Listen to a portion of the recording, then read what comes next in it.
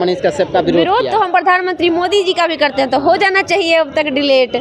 विरोध तो हम प्रधानमंत्री मोदी जी का भी खुल के करते हैं। उनके समर्थक को नहीं जानते हैं आप? अच्छा, तो मोदी जी से ज्यादा समर्थक हो गया है क्या मनीष कश्यप का? सीएम अगला बन रहे हैं। धीरेन्द्र शास्त्री का भी हम विरोध किए थे, उससे भी ज्यादा समर्थक है क्या मनीष कश्यप का? चिराग पासवान का भी हम गलत करने पे विरोध किए थे, उससे भी ज्यादा समर्थक है क्या मनीष कश्यप बोल रहे हैं कि आप बताइए ना, मोदी जी से बड़ा मनीष कश्यप हो गया, आपको लगता है? हमको नहीं। लड़का कितना भी है तो कम से कम संस्कार नहीं ना बोलना चाहिए जी। ठीक है, लालू यादव चारा घोटाला में उनका नाम आया, साबित भी हुआ, वो जेल भी गए, लेकिन वो मेरे दादाजी के उम्र के हैं और हम उनके पोते पोतियों के उम्र के हैं।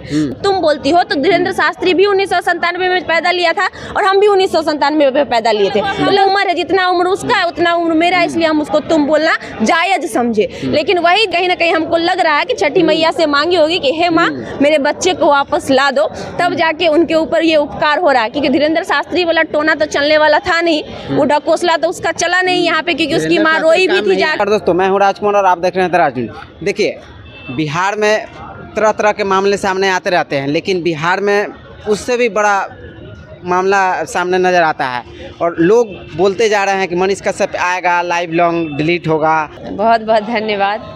और आपका पहला सवाल था कि लाइव लॉन्ग डिलीट होगा, तो सबसे पहली बात, लाइव लॉन्ग डिलीट करने के कारण होने चाहिए कि हमने कोई इलीगल काम किया है। आपने सबसे ज्यादा मनीष कश्यप का विरोध तो हम प्रधानमंत्री मोदी जी का भी करते हैं, तो हो जाना चाहिए अब तक डिलीट।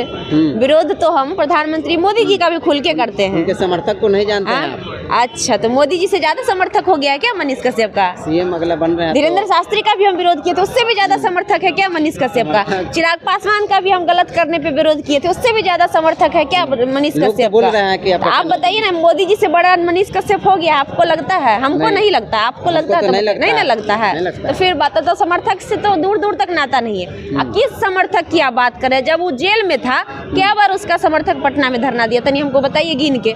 10 लोग किए थे। 10 लोग से समर्थक, 10 लोग मेरा क्या कर लेगा? 10 लोग से क्या हो जाएगा? समर्थक हो गए, रिपोर्ट बनवाएंगे। वो तो समर्थक नहीं हुए। वो 10 लोग जो थे उसको बोलिए कि उनके चमचे थे। समर्थक का मतलब होता है निस्वार्थ भाव से आपके पीछे लगना। समर्थक बोला जाता है लालू यादव का। यहाँ पे उनको चारा चोर जब वो बोल सकता है, वो आज का लड़का कितना भी है तो कम से कम संस्कार नहीं ना बोलना चाहिए जी। ठीक है, लालू यादव चारा घोटाला में उनका नाम आया, साबित भी हुआ, वो जेल भी गए, लेकिन उनका उम्र हमारे उम्र में तकाजा है ना। हम जब मोदी जी का विरोध हम भी करते हैं, लेकिन हम है हमारी उम्र में, लालू यादव के उम्र में, मोदी जी के उम्र में बहुत फासला है। वो मेरे दादाजी के उम्र के हैं और हम उनके पोते पोतियों के उम्र के हैं।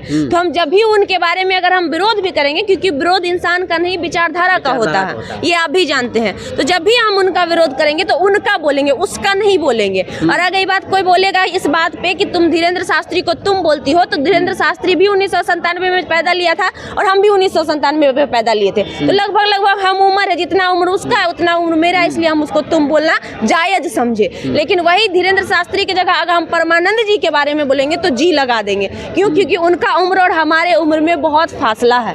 तो ये कम से कम संस्कार होता है ना कि अगर हम किसी के बारे में बोल रहे हैं तो उसको इज्जत से बोले।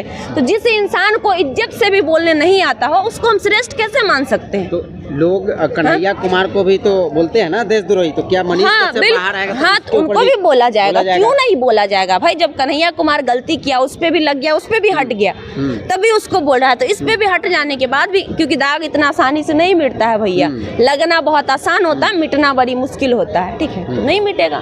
तो हाँ, मिटेगा। वो आगे चल के बहुत ज्यादा अच्छे कर्म करे, आने वाले समय में जब वो बाहर आए तो अच्छा काम करे। चारा चोर गेबे नहीं किया, इसीलिए ना कहते हैं कि अगर वो बाहर आते हैं फिर से तो अच्छा काम करे। जो बदतमीजी, जो बदसलूकी करने के वजह से अंदर गए थे, अगर उसमें सुधार आती है, छठी मैया का पूजा हो रहा है बिहार में, सद्बुद्धि अगर उसको देंगे, क्योंकि उनकी माँ भी कहीं ना कहीं हमको लग रहा है कि छठी मैया से मांगी होगी कि हे माँ मेरे बच्चे को वापस ला दो, तब जाके उनके ऊपर ये उपकार हो रहा है। क्योंकि धीरेन्द्र शास्त्री वाला टोना तो चलने वाला था नहीं, वो ढकोसला तो उसका चला नहीं यहाँ पे, क्योंकि उसकी माँ रोई भी थी जाके। कैसे काम आया?